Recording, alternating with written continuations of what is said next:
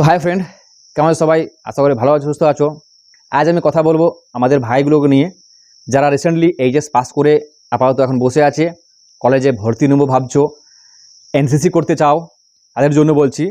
শুধু ভাইদের জন্য নয়, যে দাদাগুলো দেখছো তারাও দেখো ভিডিওটা। তোমার যদি কোনো ভাই থেকে থাকে, সে যদি এনসিসি করতে চায় কোনো কলেজে, কীভাবে এনসিসি পাবে বা কীভাবে এনসিসিতে জয়েন হবে, সব নিয়ে আমি বলবো।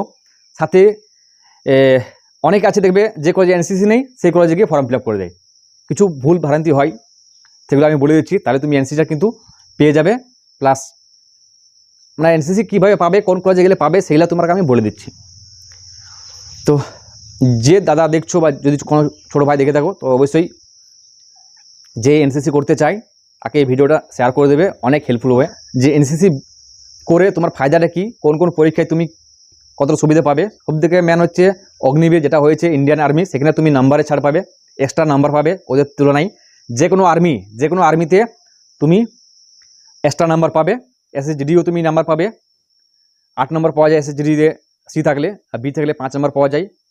ইন্ডিয়ান আর্মিতেও 10 নম্বর পাওয়া যায়, 10 নম্বর 15 নম্বর সামথিং কতটা পাওয়া যায়। এখন বেড়েছে না কমেছে, আগে ছিল পুরো পরীক্ষা দিতে হতো না, এখন নাম্বারটা বেড়েছে। আর ডাব্লিউবিতে ছাড় পাওয়া যায়। ডাব্লিউবিতে কোন ছাড় পাওয়া যায় না, যখন ইন্টারভিউ তুমি দেবে তখন তোমাকে এক্সট্রা নাম্বার দেবে ওরা, বা এনসিসি তুমি সার্টিফিকেট যখন শো করবে তখন সাধারণ ছেলের থেকে তোমাকে একটু বেশি প্রায়োরিটি দেবে ওরা, কারণ জানে যে এনসিসি ট্রেনিং করেছে, মানে অনেক কিছু জানে ওর মধ্যে। এমনকি ড্রিল, ফিজিক্যালি তুমি স্ট্রং থাকবে, অনেক কিছু তুমি কিন্তু অ্যাডভান্স থাকবে। যদি বলে এগুলো করে আমার কী ফায়দা আছে, ফায়দা তখনই পাবে যখন তুমি কাজে লাগাতে পারবে জিনিসগুলো। যেমন আমার হাইট নেই বলে আমি আজ আর্মিতে যেতে পারছি না, তো আমার যদি হাইট থাকতো তাহলে আমি যেতে পারতাম। এবার আমি কথা বলবো কোন কোন কলেজগুলোয় তুমি, আমাদের পুরুলিয়া জেলার মধ্যে কোন কোন কলেজগুলোয় তুমি ভর্তি হলে কম্পিটিশন কম থাকবে আর কিভাবে পাবে। তো ফার্স্ট বলছি যে তুমি এইচএস পাস করে ফর্ম ফিল আপ যখন করবে তখন তোমাকে কলেজ চুজ করতে হবে যে কোন কলেজে তুমি এনসিসি নিবে।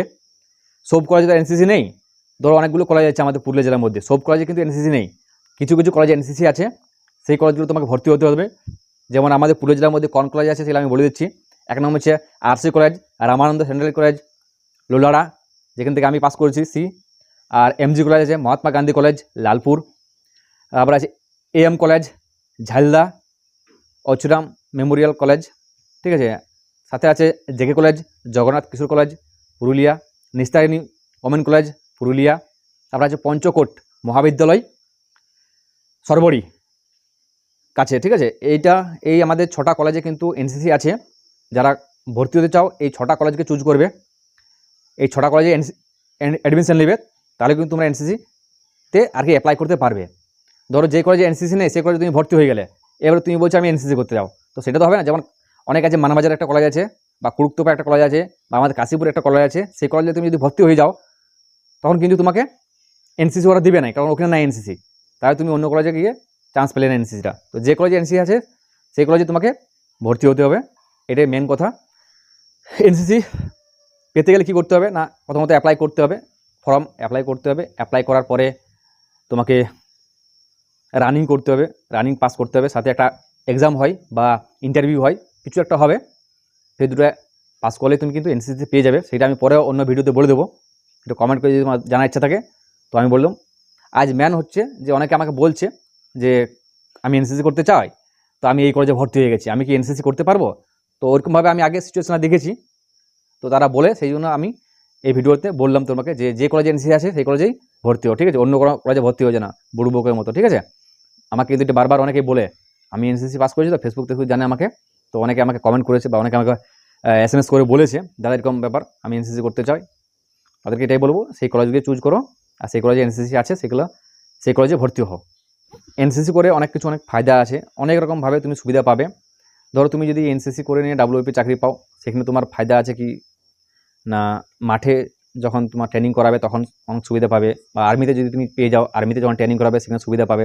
তুমি সিনিয়র পদে হতে পারো, মানে যেটা মনিটর বলা যায়, সেই মনিটর তুমি হতে পারবে, বা কন্টিনজেন্ট কমান্ডার হতে পারবে, ঠিক আছে। কারণ এনসিসি করা থাকে একটু ড্রিল শেখা থাকে, বা ওদের স্ট্রাকচার একটু আলাদা থাকে, হ্যান্ড সুইমিং বা সাবধান বিশ্রাম, এগুলো অনেক কিছু জানা থাকে ওদের কাছে, ড্রিল সম্বন্ধে অনেক কিছু জানে ওরা।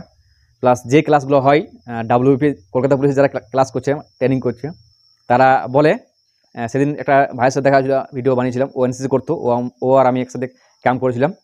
তো যেগুলো আমরা ক্যাম্পে করাতো, এনসিসি ক্যাম্পে যেগুলো শেখাতো, সেগুলোই কিন্তু এখানে শেখাচ্ছে ওদেরকে। তো ও দাদা বলছে, দাদা যেগুলো আমরা শিখেছি এনসিসিতে সেগুলো কিন্তু শেখাচ্ছে, মানে তুমি এক্সট্রা শিখে থাকবে কলেজের সাথে সাথে। তো যাদের ইচ্ছা তারা ভর্তি হবে, যাদের ইচ্ছা নেই তারা ভর্তি হওয়ার দরকার নেই, পড়াশোনা করো বাড়িতে, চাকরি পেয়ে যাবে। এমন নয় যে এনসিসি করে চাকরি পাবে, নর্মালভাবে চাকরি পাই বেশি, এনসিসি করলেও পাওয়া যায়, সুবিধা পাওয়া যায়, অনেক আছে এনসিসি করে অনেক চাকরি পেয়েছে। তো যাদের ইচ্ছা তারাকে এটাই বলবো যে তোমরা যে কলেজে এনসিসি আছে সেই কলেজে গিয়ে ভর্তি হও, ফর্মটা ফিল আপ করে রাখো আপাতত, তারপরে মাঠ হবে, ওরাই ফর্ম দিবে, ফর্ম নেবে, মাঠ হবে, মাঠ করবে, পরীক্ষা হবে, পরীক্ষা পাস করবে, তোমরা এনসিসি পেয়ে যাবে। আর যদি কোনো ডাউট থাকে অবশ্যই কমেন্ট করে জানাবে।